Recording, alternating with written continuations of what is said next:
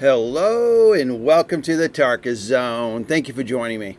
Today we're going to be doing a first looks kind of video on this Edrick's Conquest. It came up on my Facebook feed yesterday afternoon and I thought, why not? It's on Steam.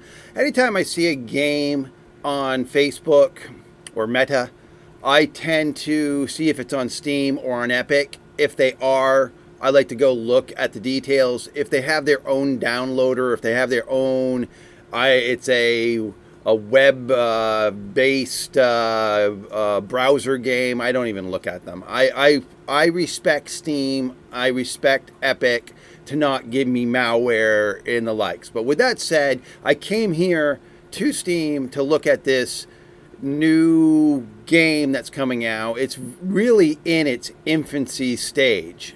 It's called Edrick's Conquest. It's an open world action RPG featuring unique gameplay, charming environments, and competitive play. Explore the world, high fantasy world on your own or with allies. Now, this game is saying up to 7 people, and I'm seeing a lot of that now. A lot of games coming out that are RPGs top down like Diablo or Lost Ark kind of play. And they're saying that it's, you can invite 7 people to play in your world. The questions I have around it is it just you hosting the game and inviting your Steam friends? Because I have problems with that. Yeah, I got Steam friends. Tarkis does have some friends.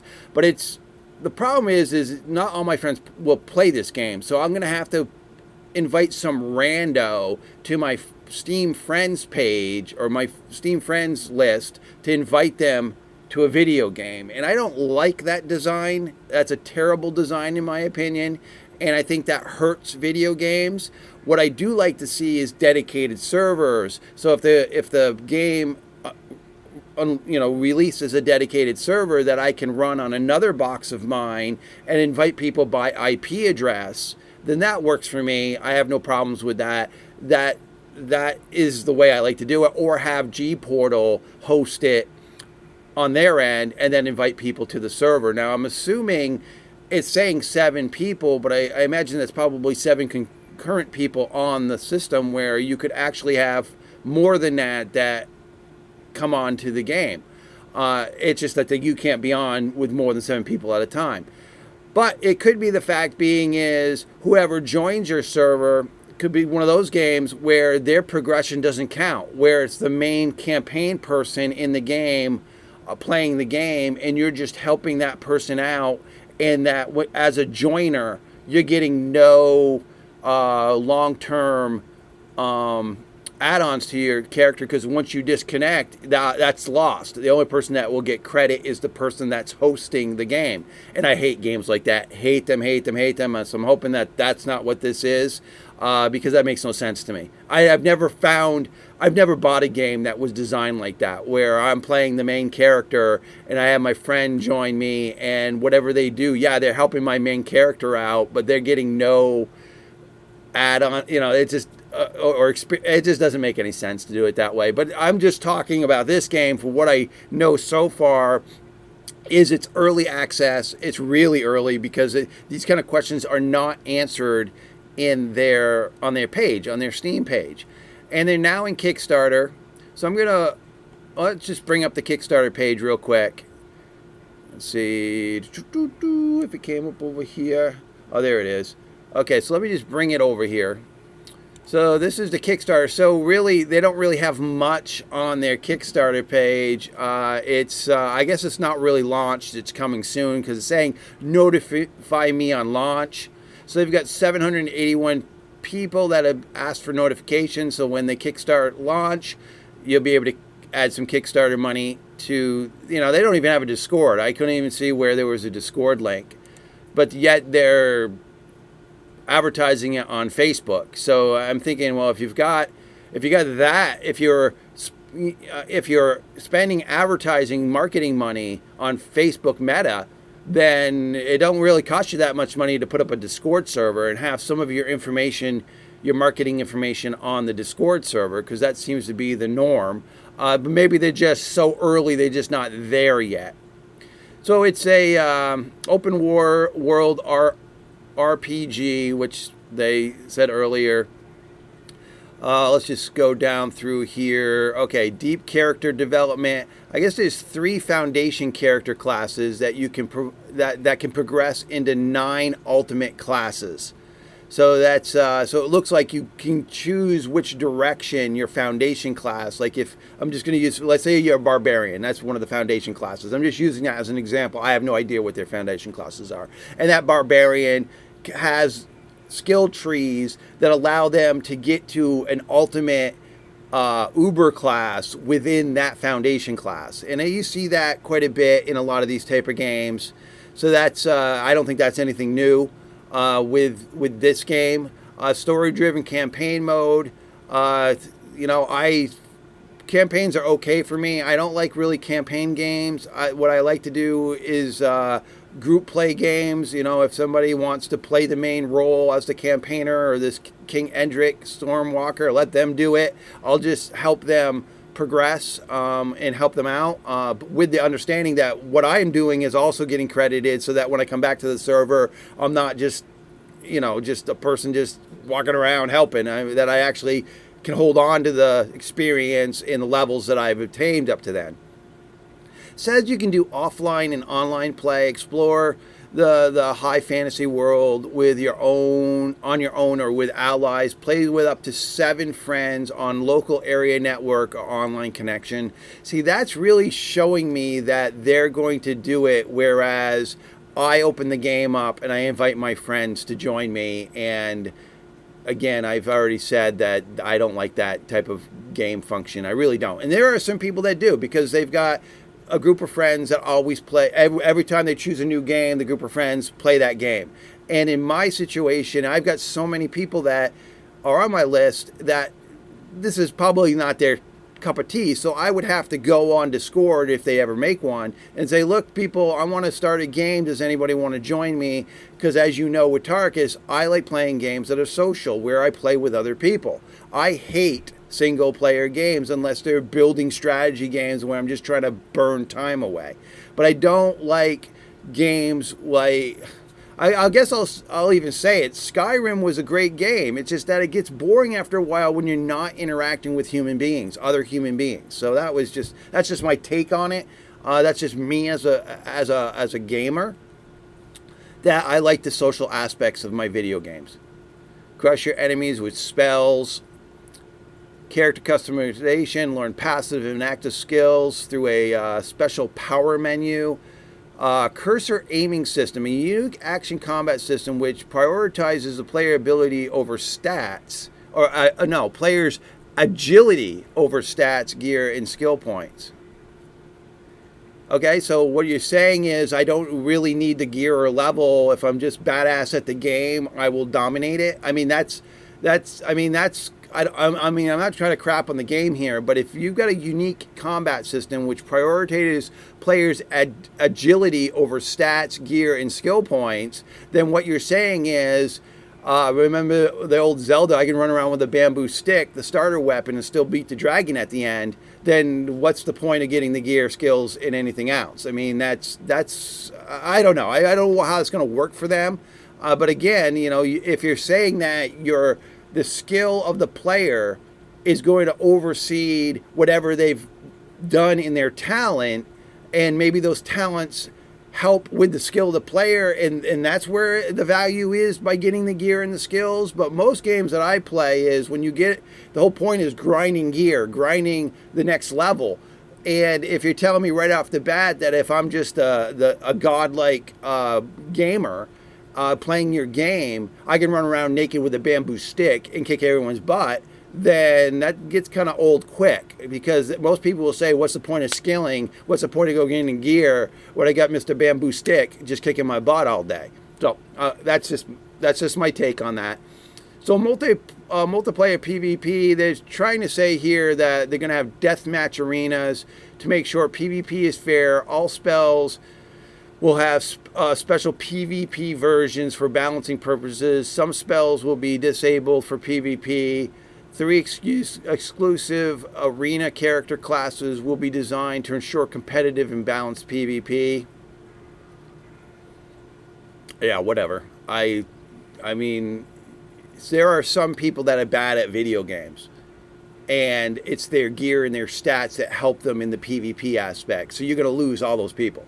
So yeah, granted it's not balanced, but if you've earned those levels and you've earned those gear and you're going in there with a competitive advantage because you did the grind, then that's just the way it goes. And maybe because of the way you designed your game, Mr. Bamboo Stick can still compete with that guy. But to tell people that they're going to be a balanced field and everything's going to be super balanced, maybe that will work. I mean, there's been games where I've played that, but those games get old quick because, again, part of the appeal to the game is the gear grind, the stat grind, the level grind, and being able to have that little advantage over your... And if they're saying that, they're trying to tell you that your agility is your thing over gear and stats. Why do you need a balancing system in your PvP arena? I don't understand that. I guess this is really early. Maybe they can explain that in the future. So that's just me thinking about it. I mean, there are games where they've balanced the PvP elements of the game,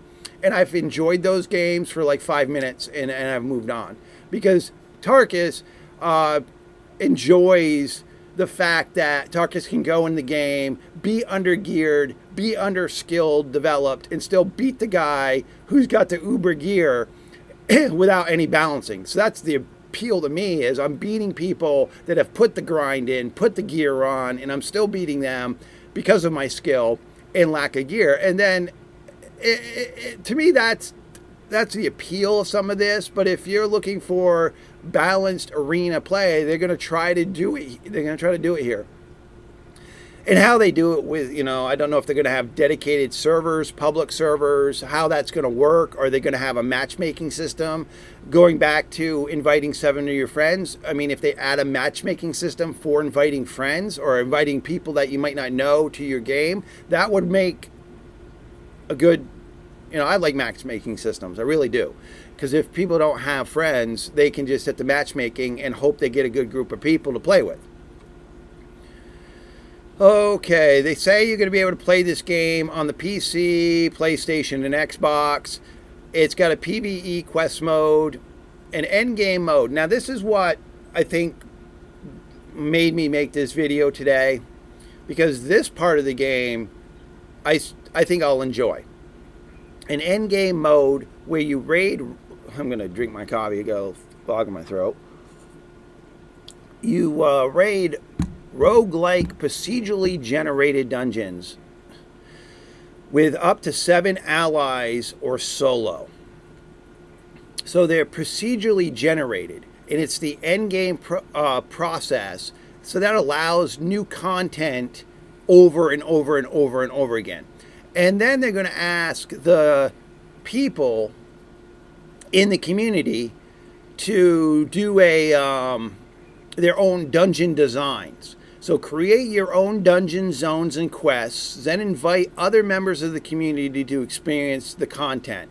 So again, I'm thinking maybe matchmaking. They will have matchmaking here because this is what Tarkis will do. This is the bread and butter of what Tarkis wants to do with this game. I want to create some dungeons. I want to create some endgame zones, and I want to show the community my imagination in doing that. I love building games. I love games where you can build. And this looks like my cup of tea, this portion of the game. Limitless endgame content. Thanks to the dungeon and scenario designer, a powerful in-game level editor, members of the community will create high-quality endgame content. Lots of endgame content such as dungeons, skill trees, items, and even new playable character classes will be frequently produced by dedicated community members. See, that's what I'm into. I would love, regardless of me going in and actually playing the game, I would love to be able to create content for this game and then have people play that content. That is where my interest lies in this game. And again, everything seems to be early on here with their development phase. It's just hit the stores recently. And then you can transform into highly customized characters of your choice. You will be able to select mutations and evolve your character as you wish. And that's where, and then it tells you what the requirements are. So it's telling you should be able to play this game on Windows 7, but the recommendation is Windows 10. So I when I see that you can play this on Windows 7, I'm thinking to myself, who is still using Windows 7? I mean, oh my goodness. Should I just cry for you now? I mean, really? Windows 7 is what you've got? And I would hope that people are not using that at this time. At least get into Windows 10. I mean, that shouldn't be, the last time I saw Windows 7 was a box I worked on for a client of mine, and that box was like 9 years old. And at that point, I said to them, I think it might be time to get you another computer. Well, I paid $1,200 for that Windows 7 computer. Yeah, 10 years ago. I mean, get a Windows 10 computer today, nice little laptop for under $300. And then when I tell them that, they're like, really? I'm like, yeah, you're not spending $1,000 on computers nowadays, not for what this guy was using it for. He just needed something for accounting purposes. I'm like, dude, just go get a laptop or a tablet and make your life a lot easier. So I'm going to scroll back up here. It's categorized as a single player, online PvP, LAN PvP, online co-op, LAN co-op. So it's definitely, I would like some more information on that whole co-op LAN. I know what LAN co-op is. It's like split screen co-op where you play with your friends on a console. I get that. I understand what that is. But the online co-op through the PC, I would like to get a little bit more information about it. Will it be matchmaking, or will I be required to go find players to play with? So let's just look at some of the graphics here on the page.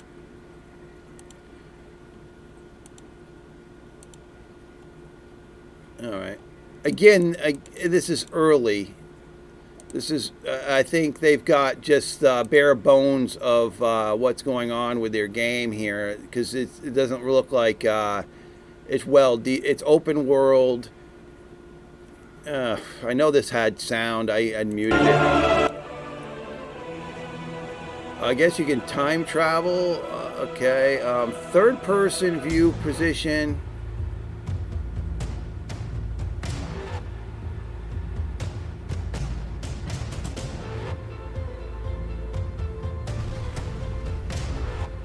I mean, it seems like it's early in its development. And, the videos look all right. I'd like to see it a little bit more crisper, the graphics. But again, we go back to the Windows 7 discussion. Maybe they're kind of making it so that anyone with a potato computer can play their game. But again, it's the top-down type of, RPG type of game. So let's go to their community hub and go to their discussions page. Open the game already. People are like, open the game already. At least the developer put they're saying here, thank you so much. I really want to release the game now, but unfortunately I can't do it because of game needs some polish. Making high quality video games require a lot of hard work, so it takes time to make games good. If you want to play the game early before release, then you can participate in the alpha testing by supporting the upcoming Kickstarter campaign. This game is a long-term project, so expect early alpha builds to be buggy, and these builds are likely to not meet your expectations. Well, at least they're being honest. I hope this answers your question. Yeah, we're going to put this together and hope that the player base tells us what the problems are so that we can fix them. Is it possible for female characters? Yes, it will be possible to play as a female character. Thanks for your question. If you have any other questions or need more information about the game, please feel free to ask me. So what they need to do here is create a link with their social media links. Discord, Twitter, even Facebook, because they do have a Facebook page, because I went to their Facebook page. There's not much on their Facebook page. There's not a lot there. So this is it. This is first looks, I guess is what I'm going to call this in my category. First looks, Oh, here's the frequently asked questions. Long time since last update, mainly because video game development is challenging at the time consuming, but we, Power Games, are passionate about the project. You know, that comes off as a little weird to me, because if you're developing a game, of course it's challenging and the development's time consuming, because that's the gist of game development. So I don't think you really need to explain that to people. It's not like when I go to a car dealership to buy a car and ask them, geez, tell me all the process and the hard work you did to make this car. It's, you know, it's a car. I mean, I know some work went involving into making it. That's the bread and butter of buying a car. Yeah, they put it together and made it. So, so I don't go to the dealership and say, well, tell me all. Did Joe the tinker down on in the GM factory, did he personally work on this, and how hard did he work on this? It's like, well, you don't ask those questions. You don't really care about how challenging it is to make video games, because you assume that it is challenging. And for the developer to come out and say, well, geez, this is challenging for us, does not reflect well on their game, because we hope that it's challenging, because challenging games allow you to inspire to be awesome games, really well thought out games. So okay. So, however, sorry for the lack of updates recently. We posted some minor updates on our email newsletter, Twitter, and Facebook, but forgot about the Steam announcement sections. Wow. You forgot about telling the Steam community where you're selling your game that you had an announcement, which you put on Twitter and Facebook, but yet those links are not provided in your description. Okay. In the update, you will answer some frequently asked questions. If you want to ask a question that is not answered here, then feel free to ask by posting a comment here. What will the monetization model be? Edrick will be a premium buy-to-play game with no in-game purchases, no NFTs, and no pay-to-win mechanics. Do I always need to be online to play the game? No, you'll be able to play the game offline from the main menu, and you will have an option to choose from offline single player, online multiplayer, or local area network modes. How many languages will there be supported? This will be determined by the success of the Kickstarter. We want to support many languages. Was that it? Is that the end of the... Okay, I guess I needed to open it. What game engine are you using? Unreal Engine 4? What is the release? The estimated release date is April 2025. So, oh, wow, it is way out there. So, wow. This is the first time that I'm seeing that, because I'm thinking to myself, when you tell me it's coming soon on Steam, and you're marketing it on Facebook already, and now I'm finding out that your game's in 2025, this will probably be the only video you see of this game that I'm going to do in a while, because I thought this was closer to release based on just the marketing approach they took on Facebook or Meta. But it's not guaranteed. It is possible to give a guaranteed date, since game development is tricky and unpredictable. Well, thank you for telling me that game development is tricky. Again, telling me, geez, my job is hard and I'm going to hope they do it correctly. Sorry for that we didn't have the ability to foresee the future. Oh, really? Nobody's a fortune teller in this world. You better go tell Madam Sorcery down by the docks there that she doesn't know what the hell she's talking about when she's telling people's future. Will they have console support? Yes. Controller support? Yes. What platforms will you support? We've already gone over that. And why don't you open a Kickstarter? Sure, it is open. You can take a look at the following link below, but please bear in mind that it's just a draft for now. All right. So that's where I guess I'll end there, because, again, I thought this development phase was a lot sooner than 2025, because by that time I'm going to probably be playing Ashes of Creation, or I'm going to be playing some other game that has been in development already for years. I mean, I wanted to show it to you because it came up my Facebook, feed, and it's unfortunate it's going to be a few years before we'll see what this is going to become. But here it is. This is their store page. You can come look at it for yourself. And I thank you for joining me. This has been the Tarkis Zone.